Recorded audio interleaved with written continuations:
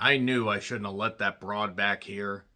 I'm John Renton with the retro review of The Howling from 1981, directed by Joe Dante, who previously did Piranha, and then will go on to do Gremlins, and Gremlins 2, the new batch. Ha! New. Wait, that's not the dirty word. Anyway, Joe Dante, a director that actually has some gravitas when it comes to doing fun, silly horror movies with a comedic twist.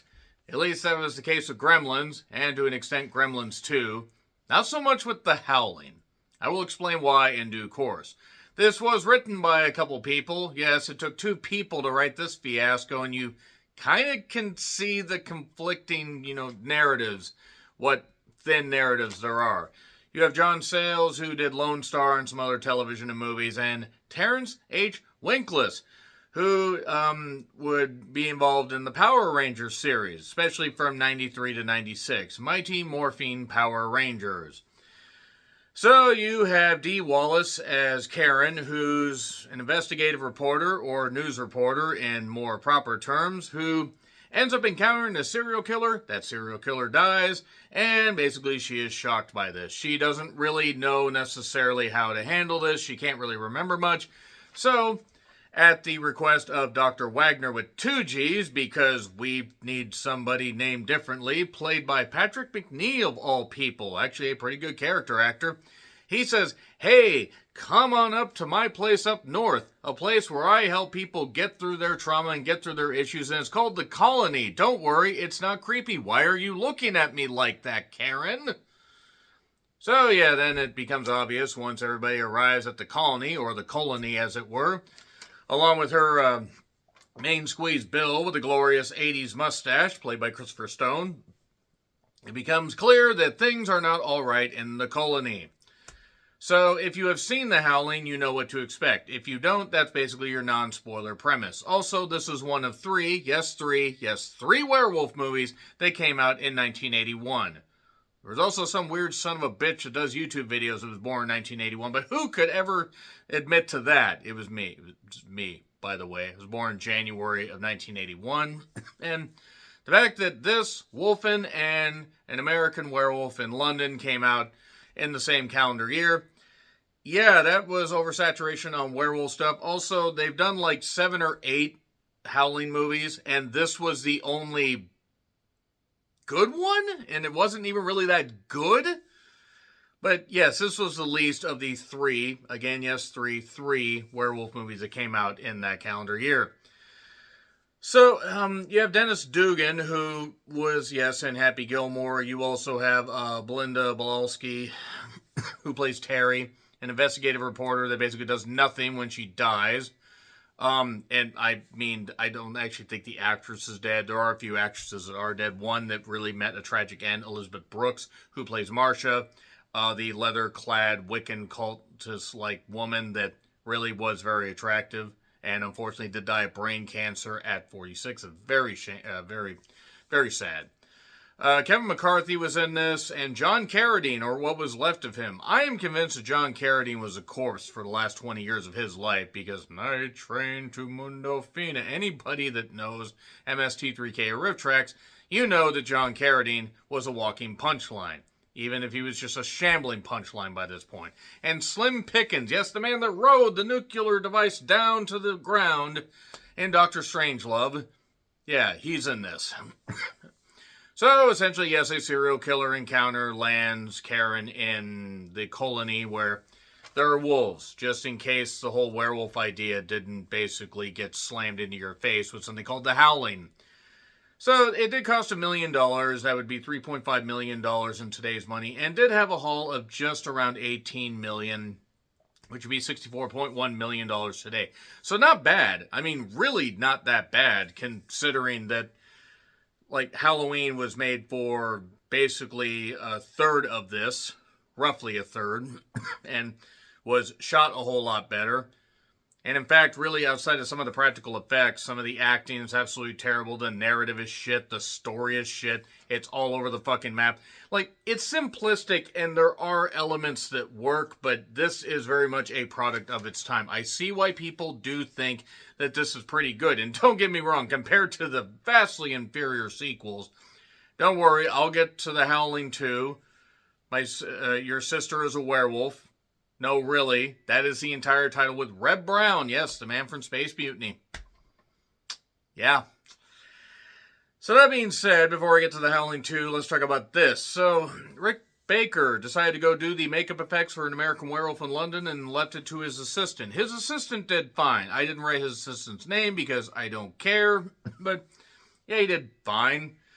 It went over budget to the point, I mean, even though they had $1 million budget, they basically blew a lot of that, so any of the transformation scenes, especially later on, were done in Joe Dante's office because they couldn't afford to shoot anywhere else. So, we get shots of a TV, some weird static things, no, werewolf shamrock. We don't get any of that, considering this came out 2 years before Halloween season of the Vavitch. So Karen basically is on the hunt to try and get the killer. I would have rather actually had this just be about Eddie the serial killer, and I think they might have been able to make it a little better. They probably should have maybe made this, maybe not made this a 2-part, maybe made this a 2-hour movie and done a little bit more, but no, they probably couldn't afford that, especially with $1 million.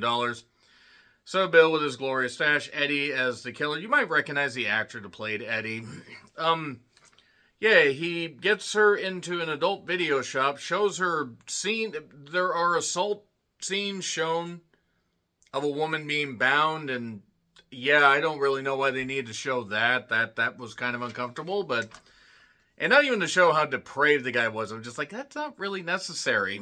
But the police end up finding out where Eddie is because of these leads and the fact that Karen has not necessarily been wearing a wire, but wearing a way to be found.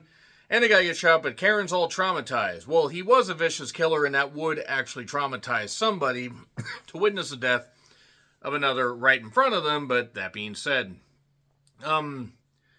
yeah, not doing all that well, basically. There's an investigation by Terry and a character named Christopher. You may recognize that actor.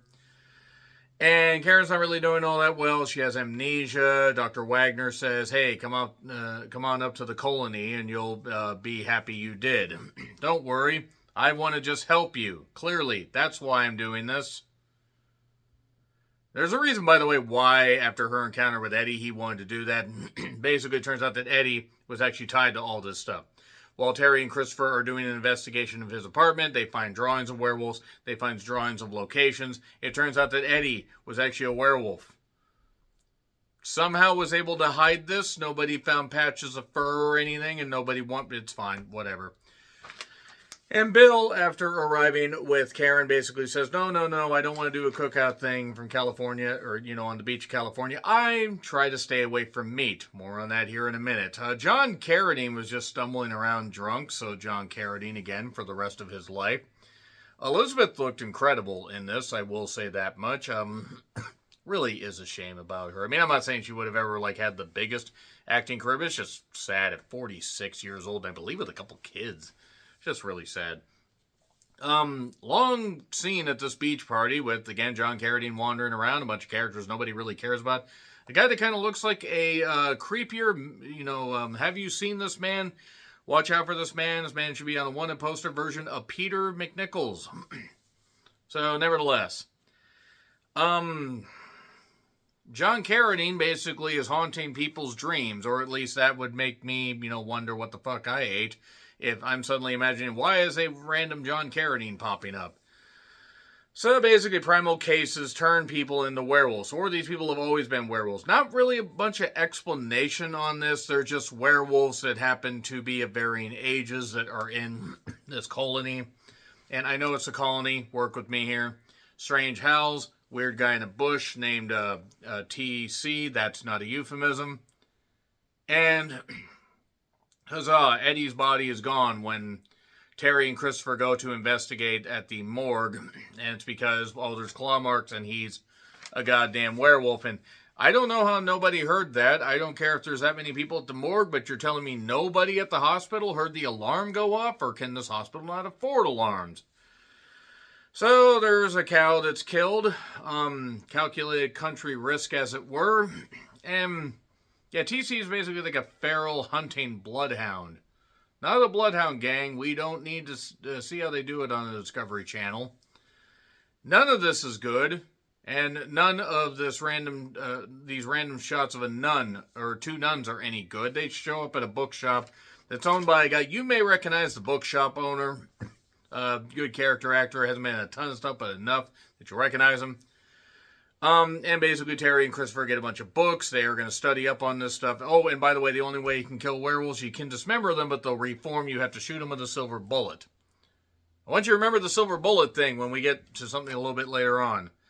This is pretty ass. This entire movie is pretty ass. Speaking of ass, here's Elizabeth fucking Bill by a fire because he got attacked after refusing her advances.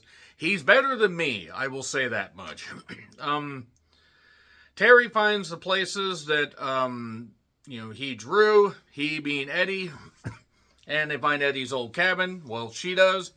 Oh, and then suddenly random shit starts popping. These werewolves start attacking, or they were locked in rooms in the cabin or whatever. There's a smiley face. It's a reference to something a little bit earlier. And she rolls out the window and conveniently gets right next to an axe, a hand axe, where she can use it to chop off somebody's arm. Because why not?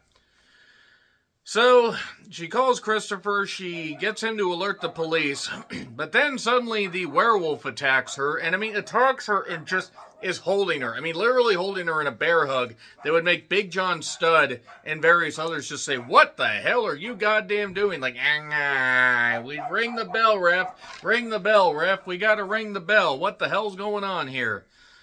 So, yeah, while that's going on, by the way, Bill is accused by Karen of sleeping with Marcia, which he did, but then he slaps her.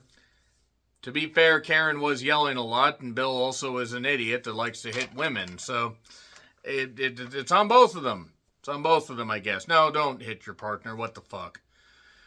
So, Christopher then gets a bunch of silver bullets from the bookshop owner. Oh, I need to find out how much they're worth. Bill me, he says. Well, don't worry, because I don't think Christopher is going to be paying that bill, so you're on the hook for it. Eddie was the wolf, which we kind of assumed, given the fact his body wasn't there anymore, and it's not really shocking. The transformation scene was all right. It wasn't great. If we're taking a look at the fact Wolfen had some good effects, and American Werewolf in London had some of the most iconic, imagery of any, modern horror movie, if you want to say from the 80s on to now is modern, modern day classic or whatever you want to say. And essentially Karen ends up running after throwing holy water on the goddamn, on Eddie, or some kind of silver water, or whatever the fuck it was. Maybe it's acid. But she runs because they were in a science lab thing. It was so badly shot and edited by this point, I didn't really necessarily care. She ends up gathered among all the other people where they're basically going to, finally transform her because Bill's transformed. And Eddie ends up basically getting shot and killed because they don't believe Christopher has silver bullets, but he does. And then they all just randomly get shot. The doctor gets shot for trying to teach the old ways, but he ends up getting shot because he's a werewolf also. And then the idea is, let's just set the barn on fire, because when you're not going to use a set anymore, just set it on fire and race away. Oh yes, and the sheriffs that they interacted with earlier are also werewolves, and one gets shot and then they steal the cop car. And now Karen and Christopher are back. And everything's fine, except Karen was attacked by a wolf. So naturally, in the car, so naturally she's going to turn into something. She does, and then Christopher shoots her as proof that these things exist. And then Marcia's also alive and wants her burger raw. And it's fucking raw, and then there we go. And that's it. That is the Howling, 1981. Yeah, that is certainly a movie.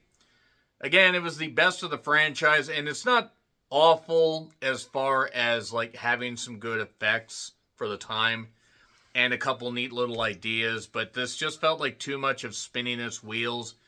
A lot of it was really fucking boring, to be perfectly honest. I didn't care about a lot of characters, to the point that when you revealed all these people were bad, it's okay, there's maybe 2 people that have had anything worth sinking our teeth into, ironically.